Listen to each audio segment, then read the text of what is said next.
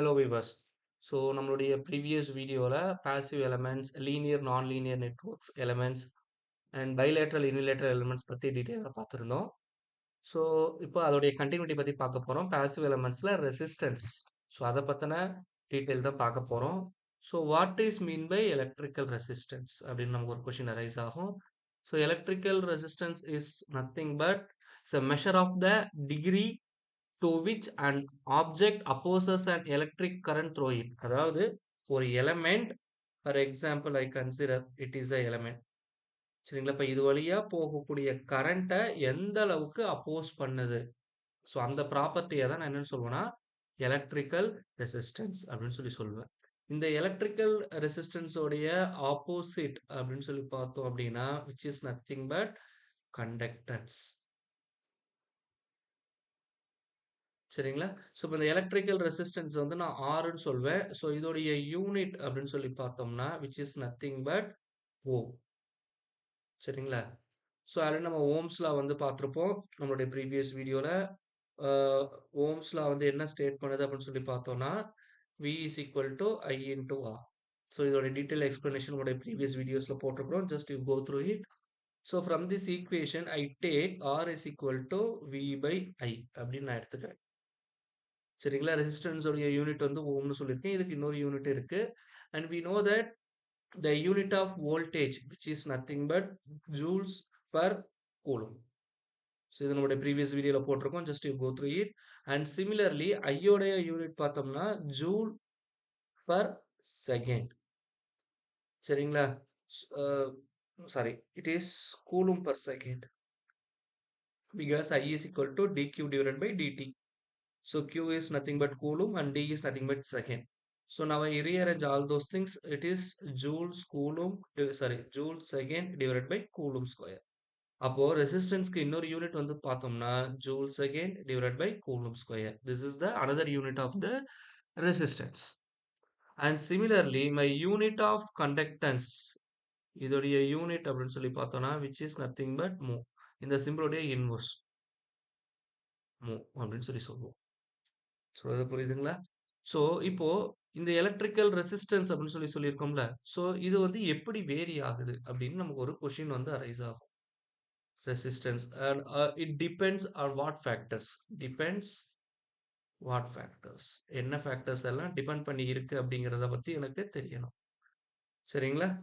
So we know the formula R is equal to rho L divided by A. Once you know this formula, just you relate all those things.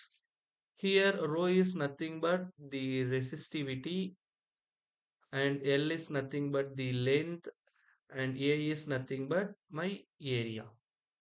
So this resistivity depends upon the type of material. என்ன material use பண்றோமோ அதை பொறுத்து இதோடைய value வந்து மாறும். அதே மாதிரி length of the material vary ஆச்சுனாலும் இதோடைய ரெசிஸ்டன்ஸ் வேரி ஆகும். அதே மாதிரி area of the material vary ஆச்சுனாலும் இதோடைய ரெசிஸ்டன்ஸ் வந்து வேரி ஆகும். So there are 3 points. And one more point is temperature. If my temperature varies automatically, சரிங்களா, என்னுடைய resistance definitely vary. For example, if your conductor just R, I take R which is equal to R naught into 1 plus alpha into T. Here T is nothing but my temperature. Here alpha is nothing but temperature, resistance, coefficient. So in the resistance of the values on the it should be varying with respect to the materials what we used. So in the materials again we split it into 3 categories. First one is conductor, second one is semiconductor, and third one is insulator. So ஒவ்வொன்றுத்துக்கும் ஒரு equations வந்து இருக்கும். So இப்போ இங்கே வந்து பார்த்தீங்கன்னா என்னுடைய கண்டக்டரில் டெம்பரேச்சரை பொறுத்து வேரி ஆகிறதுக்கு இந்த மாதிரி கொடுத்துருக்குறேன். அது மாதிரி செமிகண்டக்டர் அப்படின்னு வரக்குள்ள again I splitted into 2 categories. The first one is intrinsic semiconductor and the next one is extrinsic semiconductor. So intrinsic means it is non-dope, அதாவது pure semiconductor அப்படின்னு சொல்லி சொல்லுவோம். ஸோ இங்கே வந்து டோப்பிங் வந்து அக்கர் ஆயிருக்கும் எக்ஸ்ட்ரின்சிக்ல. It depends upon the material. Again, it should be varying. Suppose if it is intrinsic semiconductor அப்படி இருக்கும் பட்சத்தில் இதோடைய ரெசிஸ்டன்ஸ் உடைய வேல்யூ எதுக்கு ஈக்குவலா இருக்கும் அப்படின்னு சொல்லி பார்த்தோம்னா the equation looks like r naught into e power minus alpha into t. சரிங்களா? அண்ட் என்னுடைய இன்சுலேட்டர்னு வரக்குள்ள so it poses a nonlinear equation. Nonlinear மாடல்ல வந்து இந்த ரெசிஸ்டன்ஸ் வந்து வேரி ஆகும். ஸோ வந்துட்டு அத பர்ட்டிகுலரா ஸ்பெசிஃபை பண்றதுக்கு எந்த ஈக்குவேஷன்ஸும் கிடையாது. அண்ட் வைஸ் வெர்சா இந்த எக்ஸ்ட்ரின்சிக் செமிகண்டக்டரும் சரிங்களா? அ அதோட ரெசிஸ்டன்ஸ் வந்து வேரியேஷன் ஷுட் பி நான்-லீனியர். அத டிஃபைன் பண்ற மாரி ஒரு மேத்தமேட்டிக்கல் எக்ஸ்பிரஷன்ஸ் கிடையாது. அதனால நம்ம இங்க ஈக்குவேஷன்ஸ் வந்து கண்டக்டருக்கும், இன்ட்ரின்சிக் செமிகண்டக்டருக்கு மட்டும் தான் பார்த்திருக்கோம். மத்த 2த்துக்கும் நமக்கு ஈக்குவேஷன்ஸ் வந்து it should be not available. Okay. Next இந்த ரெசிஸ்டன்ஸ் இருக்கு பார்த்தீங்களா? ஸோ இந்த ரெசிஸ்டன்ஸ் உடைய வேல்யூ வந்து கால்குலேட் பண்ணணும். For example if the resistor is given. So what is the value of the resistance? For example you see this. So இந்த மாதிரி ஒரு ரெசிஸ்டர் வந்து நமக்கு கொடுப்பாங்க லெபார்டரியில. சரிங்களா? ஸோ இப்போ இதோடைய கலர் கோடிங் வந்து நான் கால்குலேட் பண்ணணும். சரிங்களா? ஸோ இங்க வந்து டிஃப்ரெண்ட் கலர்ஸ் கொடுத்துருப்பாங்க. So depending upon the colours we use all those things. So இதில் நம்ம மேஜரா யூஸ் பண்றது 4 பேண்ட். சரிங்களா? And 3 pant. மேஜரா இதுதான் யூஸ் பண்ணுவோம். இது 2 பெரும்பாலும் யூஸ் பண்றது இல்ல. சரிங்களா? ஸோ இந்த சர்டைன் கலர் கோடிங்ஸ் வந்து நம்ம எப்படி கண்டுபிடிக்கிறது? சரிங்களா? ஸோ இதுக்கு வந்து நம்ம சின்ன ஸ்டோரி படிச்சிருப்போம். ஆம், BB Roy, Great Britain, very good wife. சரிங்களா? BB Roy. So G stands for Great Britain,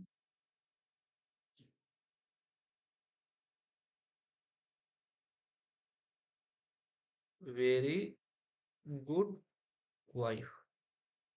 So this is the shortcut. BB Roy, Great Britain, very good wife. So இதை ஞாபகம் வச்சுக்கிட்டோம்னா இந்த கலர் கோடிங் வந்து என்னால் ஈஸியாக ஞாபகம் வச்சுக்க முடியும். ஸோ இப்போ இந்த பி இதெல்லாம் என்ன ஸ்டாண்ட் ஆகுது அப்படிங்கிறத வந்து நம்ம டிஸ்கஸ் பண்ண போகிறோம். ஸோ நம்ம ஆஸ் யூஷுவல் இதையுமே வந்து கலர் கோடிங் 2 பி இருக்கு சார். ஆக்சுவலி 3 பி இருக்கு. என்னென்ன கலர் வரும் அப்படிங்கிற அந்த ஒரு கன்ஃபியூஷனுமே வந்து எல்லாருக்குமே இருக்கும். ஸோ இது வந்து நம்ம நம்ம டெலிவிஷன் எடுத்துக்கலாம். சரிங்களா? டெலிவிஷன் அப்படின்னு வரக்குள்ள என்னுடைய ஓல்டு டெலிவிஷன் கலர் என்னவா இருக்கும்?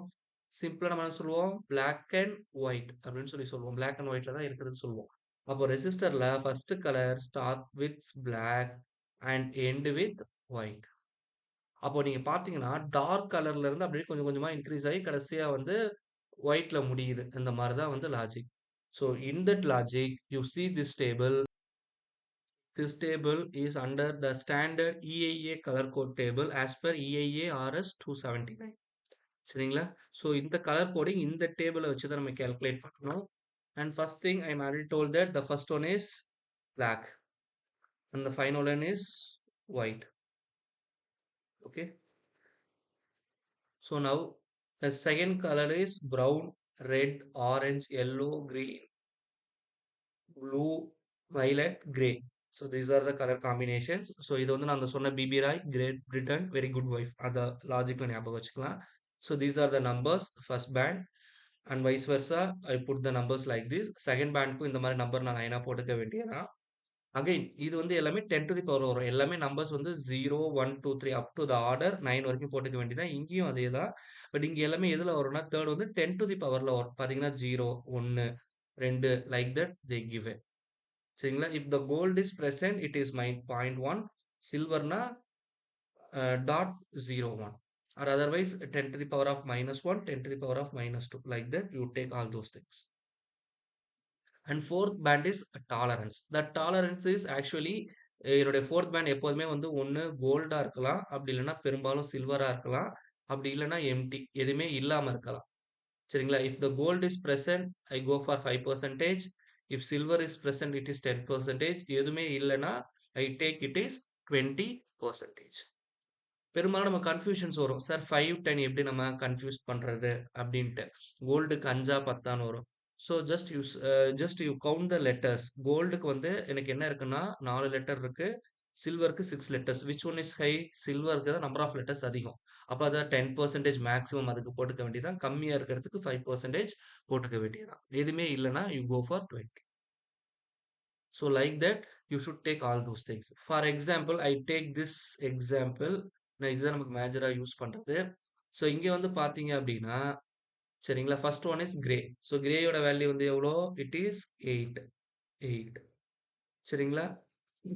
ஆக்சுவலி இதோட டைரக்ஷன் வந்து பார்த்தீங்கன்னா, இது 2த்துக்கும் நடுவுல கேப் அதிகமா இருக்கும். சரிங்களா? ஸோ அந்த கேப் எங்க இருந்து கடைசியா பேண்ட் இருக்கோ, அந்த டைரக்ஷன்ல தான் நான் பார்க்கணும். So that is very important. சரிங்களா? அப்போ தேர்ஃபார் இங்க இருந்து தான் ஆரம்பிக்கணும். ஸோ தேர்ஃபார் ஃபர்ஸ்ட் கிரே இருக்கு. அடுத்தது என்ன இருக்கு? ரெட். ரெட்டோட வேல்யூ வந்து என்னது? 2. முடிஞ்சிருச்சு. இன்டூ தேர்ட் வந்து மல்டிப்ளையர் 10 டூ தி பவர்ல போடணும். தேர்ட் வந்து என்ன இருக்கு எனக்கு? ஆரஞ்சு இருக்கு. ஆரஞ்சோட வேல்யூ வந்து என்னது? 3. சரிங்களா? அடுத்தது டாலரன்ஸ்ங்கிறனால பிளஸ் ஆர் மைனஸ் போட்டுக்கிட்டு, டாலரன்ஸ் வந்து இங்க என்ன குடுத்துருக்காங்க? கோல்டு. கோல்டுனா 5% சொல்லியிருக்கேன். So this is the value of the resistance. இப்போ 10 டூ தி பவர் ஆஃப் 3 நான் கிலோன்னு சொல்லலாம். அப்ப 82 kilo ohm plus or minus 5%. இதுதான் இந்த கரஸ்பாண்டிங் ரெசிஸ்டருடைய value. So that colour coding வந்து இந்த டேபிள் காலத்தை வச்சு தான் நீங்க என்ன பண்ணணும்? கால்குலேட் பண்ற மாரி இருக்கும். Okay. And then I move on to the next one is power and energy relevant to the corresponding elements. இப்போ ரெசிஸ்டர் we know that பவருக்கு ஃபார்முலா வந்து P is equal to V into I. எனக்கு இது தெரியும். And according to Ohm's law, சரிங்களா, I know that V is equal to I into R. So now I substitute all those things IR into I. So therefore it is I square R. I put I. So therefore my power which is equal to I square R or V square by R, இதெல்லாம் நம்மளுடைய previous videosல பார்த்திருக்கோம். Just you go through all those things. So these are the values of power which is dissipated in the resistor. And similarly, if I want to find out the value of energy, so E is equal to nothing but integral of P into dt with respect to the time period 0 to t. So therefore integral 0 to t, here power is nothing but I square r into dt. Here I square r is constant, you take outside. So if I integrate all those things, it is I square r into t. So this is the corresponding value of energy. So I take this joules.